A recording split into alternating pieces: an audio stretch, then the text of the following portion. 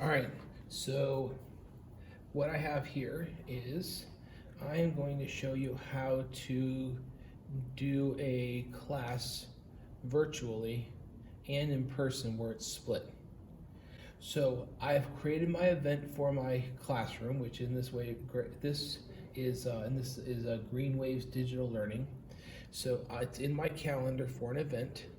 Maybe it occurs every Friday at 12:35. Maybe it's just a meeting. On my iPad, I also go to my calendar and I have it as well. I'm going to join both of these as a teacher. And what this is going to allow you to do is going to allow you to use your iPad as a digital whiteboard that will then project onto the Apple TV up front while you're able to then, but you'll have to do that through your computer. So I'm going to show you how that works. So I'm going to click on class time. I'm going to join with Google Meet. The key to this is to make sure that on one of the devices, your volume's off. And so that way it's not getting that feedback. So I'm gonna start both with my volume off. It doesn't matter if your camera's on. So again, I'm in my Harnett K12 and I'm gonna click join now. And then on here, I'm gonna make sure my volume's off. So volume's all the way down and make sure it's off. I'm gonna join video call. Down here at the bottom, it's my teacher account. Down here on the bottom is my teacher account. If you need to switch for some reason, but we're not switching, we're not going to our student's account, we use our teacher account for it. And so we're in our teacher account, so K Haslam and Harnett K12. I'm going to make sure that my volume is off right here. So I'm going to join with no volume but my camera. I'm going to click join. So it's going to show me up here in the corner of that device, and then it's going to show me here for this one. So what you're going to do now is you can use your iPad like a digital whiteboard. So what you're going to do is, and you can do this right now while you're doing virtual learning as well, is I'm going to screen share. There's a key though in the screen share, is when you click on these dots here, you're going to click screen share, but it's going to give you this broadcast. You're going to go back out of that. You're going to swipe down, you're going to click this circle here where it looks like a record, click and hold, and you're going to make sure photos is not checked. So click Google Meet. So if you have photos checked, it's actually going to record it. If you have photos checked like this, it's actually going to record. Notice it says start recording. This says start broadcasting. So it's going to look like it's going to be recording, but it's not actually recording. So if photos checked, it's going to start recording. If Meet checks, then it's going to start broadcasting. So now I can go into here and I can click here and I can click share screen, and it's going to say broadcast, not screen record. You can click start broadcast. It's going to still give you a countdown of 3, 2, 1, but it's not actually recording it, because remember, guidelines from counties that we're not recording our stuff. Now notice on both my screens it says the same thing because I'm screen sharing right now. So what I'm going to do is I'm going to go out of this and I'm going to go to, for example, Nearpod. This is what I was working on before. So notice on my computer, I am in the Google Meet. Notice on my iPad, I'm in Nearpod. So I don't need to join Nearpod on my computer because this is, we're pretending it's like almost like a student view right now. But this is what I'm going to broadcast up onto the smartboard in order to show it. So that way, those that are in my classroom when we're doing face-to-face, they can see what's going on my computer screen, but then also the people in my Google Meet can see what's going on my computer screen. So what I'm going to do is I'm actually going to go all the way out of this, leave the session, yes. So here's my different Nearpod stuff. So when I go into Nearpod, so I'm going to go into Nearpod now that I'm sharing my screen. So I'm going to go into Nearpod. We're new on a water cycle. We're going to do live participation. I would like to launch a new one. This is what I'm going to share with the students. So whether I'm going to share it through Google Classroom, I can share it through a link, I can email it to them, I can leave this code up there, and then those that are in my classroom virtually can join it. Those that are in my classroom with me can join it. So we're all following along the same stuff. Even if you don't want the kids in the classroom staring at their computer screen and you want them looking up front, you could have them shut their screen part of the way. But now the people that are virtually learning, they're able to see that kind of stuff as well. So I'm going to click close for now. So now what I have is this. I have a page where it's the water cycle. What I'm going to do is I could set it up like this previously, or I could do it right now. I'm going to add an activity. I'm going to do draw it. This is how it's going to be a virtual whiteboard now. Let's say I want a background image, because I don't want to draw the mountains and a lake and a river and all that kind of stuff. I'm going to click add image. I'm going to click for my camera roll, all photos, camera roll. I'm going to then click share. Now, this currently is an activity your students could do. So you could approach this a couple ways. Number one, you could have your students work on it first to see what they know. And then you could do it as the teacher. You could do it as the teacher, and now you can draw on it as well. How to draw on it is you click right here where it says an S, that's for student view. You're gonna click on the S for student view, and now you're basically going to approach this as if you're a student. So it has arrows on the background picture so you can see the process of it, but maybe we're working about naming the parts of the water cycle.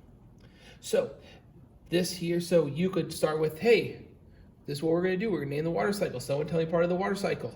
And they say, oh, the part where the arrows are going up from the ocean or from the large body of water, which is over here. Okay, maybe that is evaporation. And so you say, yeah, it's evaporation. So what happens with evaporation? The water goes up. Okay, I'm gonna put shorthand, evap. Okay, so what causes it to go up? And they raise their hand, or someone maybe in the Google Meets goes, oh, it's because of the sun, because all our students are so crazy smart, right? You say, absolutely. So because the sun, and maybe I want to use this yellow, maybe I change this to yellow, okay? Because of the sun and the rays that are coming down, and then you have heat through, what type of heat transfer? It's not convection, because it's not vents. It's not conduction.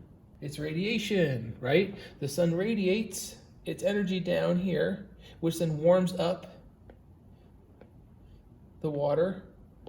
And as it warms up the water rises.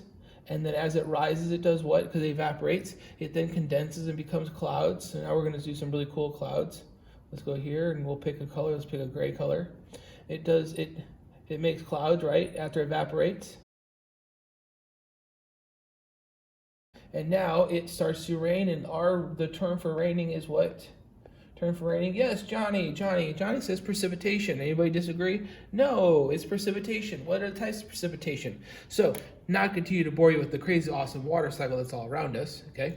So the water cycle, using Nearpod, and now using as a whiteboard, I'm now going through it. So real quick, you can draw on it, you can add text boxes. So maybe I wanted to type evaporation or precipitation, okay? So what I'm trying to show you right now is how the students at home on the computer are watching this, okay? The students up there on the Apple TV, which I'll show you here in a minute, are watching this because they're watching it for the people that are in the classroom. And me as a teacher, I have a whiteboard that everybody can see and how it's set up. So that is one way, or the main way, that I have figured out how to use Google Meets and to be able to set it up so we have our virtual whiteboard.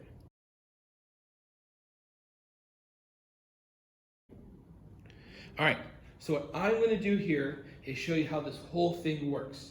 So I showed you earlier what it looks like and how to set up your Google Meet for a digital learning scenario, and you can use your iPad as a digital whiteboard for the students. So over here, this over here represents the students that are at home.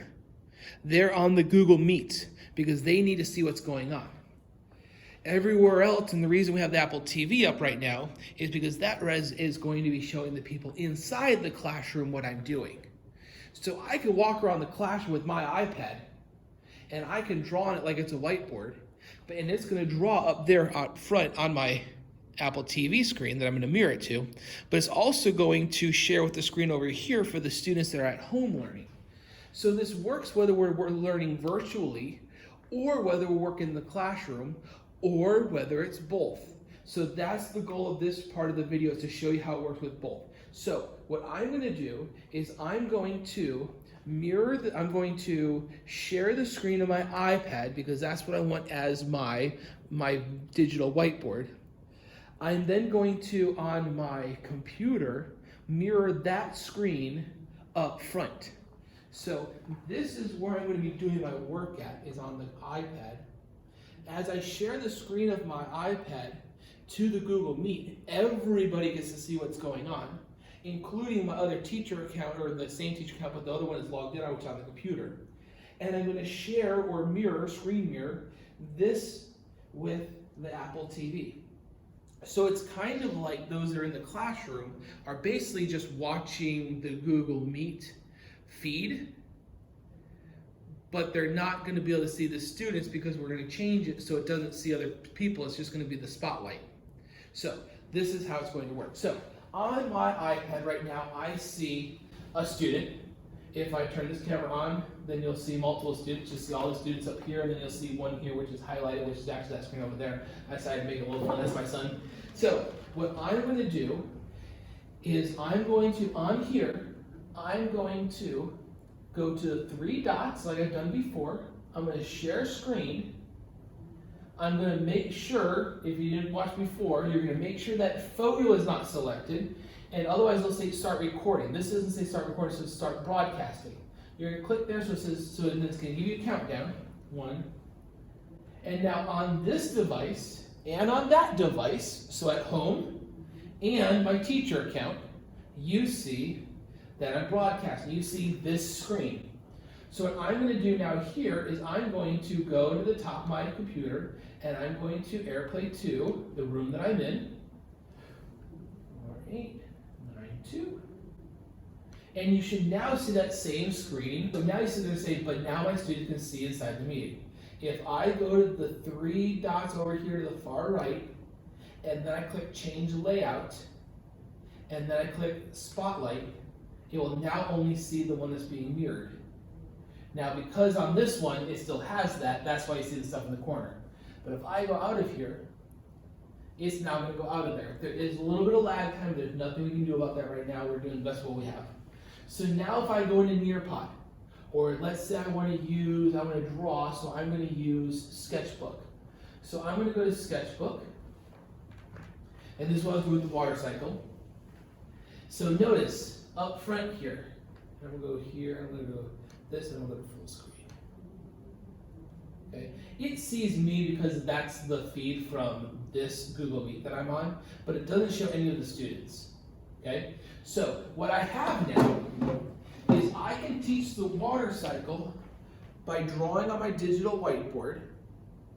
The people that are in the classroom can see what I'm doing with the Apple TV, and those that are learning from home can see it through, I'll lift this up a little bit, can see it by looking at their screen as well. So all of the students are learning the exact same thing. So if I go here now with my pencil, and I start, let's do a marker, and I'm going to make it black.